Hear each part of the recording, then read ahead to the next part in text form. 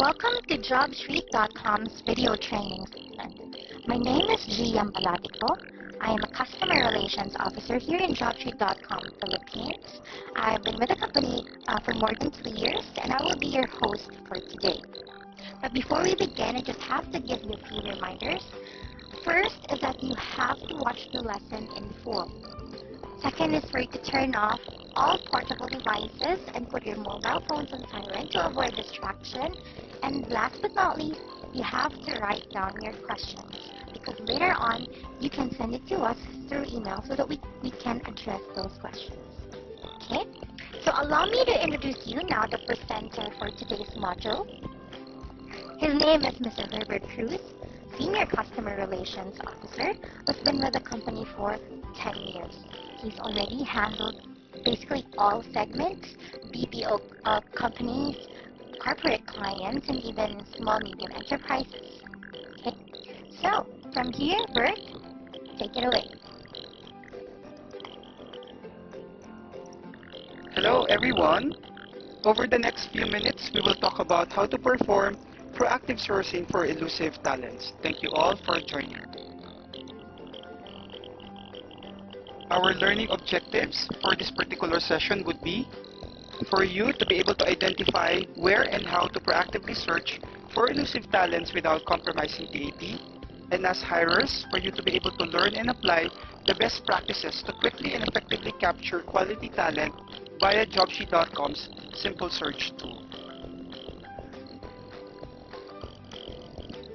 Our agenda for this particular session would be we would discuss why is there a need for you to perform proactive sourcing and understanding first the elusive talent. We will also talk about the best practices in calibrating with your hiring manager, performing shortlisting, and increasing your candidate interest. So let us begin. Let us talk about first why is there a need for us to perform proactive sourcing. To begin, let us talk about what are hard-to-fill positions. Hard-to-fill positions are defined as, or these are actually cases wherein there are more available jobs than qualified candidates or applicants out there in the market. It is also when there are actually these jobs are of a highly technical and specialized skills, and these could be also the emerging skills that we are seeing that are being available in the market already. Now, in a survey conducted by JobSheet.com, we found out that about only 16% of the total database population of JobSheet were actively seeking for jobs. So it becomes logical that the talents that we are looking for is part of the larger graph, or about 84% who are most likely to be qualified for our job positions. So let us try to profile what is an elusive talent. So we have here a candidate who goes by the name Mr. Mark Grupo. An elusive talent is someone who is currently employed and may hold a niche position. It is also someone who is not actively applying but may be open to exploring new job opportunities. He is also someone who has actively built a strong track record in this particular field, and it is someone who is happy being where they are. So this is how we define or how we profile an elusive talent. Let us now talk about where do we then find these elusive talents. So here are some of the most commonly used channels in tapping hard-to-fill candidates. So let us talk about the upside and the downside. For the paid referral, the upside is that they are credible endorsements where they are filtered by the referrers. However, on the other hand, there is uncertainty of the quantity, for it is always limited based on the employee's network. For the social media, it supports high traffic and the ability to become, or the content to become viral. It is absolutely for free. However, it is less targeted, thus it is less effective for passive talents. There is very low credibility and no privacy is ensured. For the headhunters, there is a level of convenience as our partner recruiter basically screens and filters the endorsements. A level of privacy is ensured and it actually supports a highly targeted approach. However, we all know that this one is very expensive, and calibration with your partners can become a challenge. For the professional network, which is the emerging channel, there is a level of privacy ensured. However, there is low TAT, and the freshness of the candidate or the resume is not guaranteed, and there is also an issue of sustainability. Now, after finding out these commonly used channels, let us talk about what are the best practices for these channels.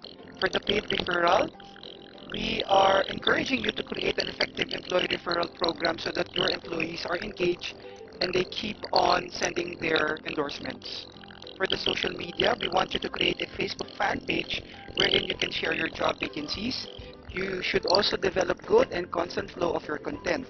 For the headhunters, we recommend this one for only to use this for only highly specialized or high-level positions, and you need to come up with a very good calibration with your partners. For the professional network, you can use this to aggressively build on your network. You also need to ensure that basic fit prior to communicating is ensured, and this is fit for the salary as well as for the work location. Now, what does Jobsheet.com introduce? Of course, we introduce the simple search tool for the resume search service of Jobsheet.com. Simple search is an easy and intelligent way to proactively search for elusive talents.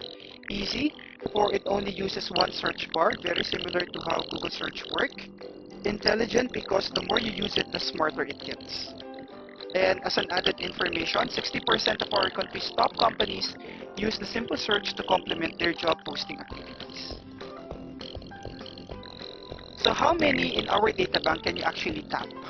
So let us give you some statistics. We have a total of about 5.5 million. And if we break it down per region, we can see that majority are actually located in NCR. If we break down the data bank based on the job specialization, we can see that majority are composed of the 1 to 4 years experience, followed by the fresh graduates. Now, let us take a look at the number of resumes for the most in-demand and hard-to-fill talents according to the job specializations. Topping the list would be finance, accounting, cost positions or specializations, followed by IT, computer software, marketing, IT computer network again, civil engineering, and sales corporate. So after finding out the numbers of the data bank that we have, we then talk about how do we then tap candidates or the elusive talents using the simple search tool. So we will actually talk about the best practices. First, we would talk about performing purposeful calibration, performing effective shortlisting, and ways to increase your candidate interest. Let's talk about the first one. How do we then perform purposeful calibration? The first step is for you guys as hirers to use the 3+3 approach. That is, with the help of your hiring manager, identify the top 3 must-haves as well as the top 3 nice-to-haves. So here are the questions that you should be asking from your hiring manager, and you should be extracting the answers from them. So the first question is, what work activities are unique to the position? What are the most important skills this person should possess? What systems will this person use? What are the other alternative position titles for this job? And then finally, what any particular industry or company that also employs this particular type of job. So please have a sit-down discussion with your hiring manager to be able to extract the answers to these following questions. Okay, so just to give you an idea on what the top 3 must-haves and top 3 nice-to-haves should be, let me give you a sample for the requirements for a general accounting supervisor. So the top 3 must-haves could be any of the following. It could be the minimum years of experience in handling general accounting work. It could also be the minimum year of experience in a supervisory level, or strictly BS accountancy graduate. On the other hand, the top 3 nice-to-haves could be licensed CPA, BPO as the industry, and then technical skills requirement for SAP or Oracle. On the other hand, your keywords could be the following: accounting supervisor, records to report, PS accountancy, financial statements, or intercompany reconciliation. So please remember that you should be able to come up with these particular critical items as part of your calibration process with your hiring managers. Next step, to effectively perform shortlisting, you should be able to know the levels of fit with your candidates. So our recommendation is for you to be able to identify that elusive talent fast. You should be able to know the levels of fit. And fit could be basic fit, which talks about the salary and work location requirements, job fit, which talks about the skills and experience requirement, or culture fit, which talks about the personality and values fit of the candidate to that of the company. So please remember that the candidate fit is actually equivalent to an employer fit. Okay, so to perform effective shortlisting, again, we want you to perform the retrieval of your candidates through the Simple Search tool in your resume search. Again, Simple Search is a new intelligent search algorithm that would allow you to pull up active and most relevant results first from the data bank of JobSheet. All resumes are actually open now for your tapping. Step 1, to actually perform the shortlisting, is for you to enter the details in the search bar. So as you can see, you need to go first to the resume search tab, and then in the type box available, type in the position title or add skills or the keywords. Your position title could be any of the following, and your skills could be any of the following as shown in the slide. Click on search to actually perform the search, and as a quick tip, use an experiment with different keywords. If you are unsuccessful after 3 attempts or 3 pages, do another search using a different combination of your keywords. Step 2 is for you to be able to screen through your results. After performing the search, the system will now pull up for you the result of your search. So as you can see, there is a table of the results that show you the relevant fields to allow you to effectively perform shortlisting. So here are the columns that actually composes the table of result. The table of result is actually equivalent to the basic and the job fit.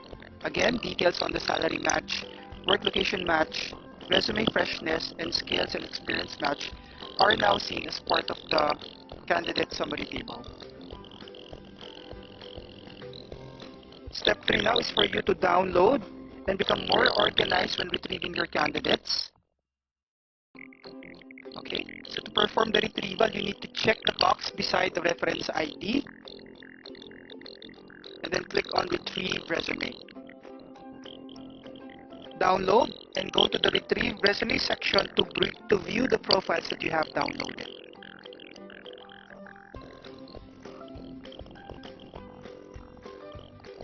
Step 3, as part of increasing the candidate interest, you need to know what triggers your candidates to apply. So you need to consider the candidate psyche when you actually communicate with them. And based on a survey that we actually conducted, we found out that the top parameter that candidates use is actually the location to filter through jobs in our website. It is actually followed by the salary, which is the second highest parameter that candidates use to filter jobs through our website. So knowing the following triggers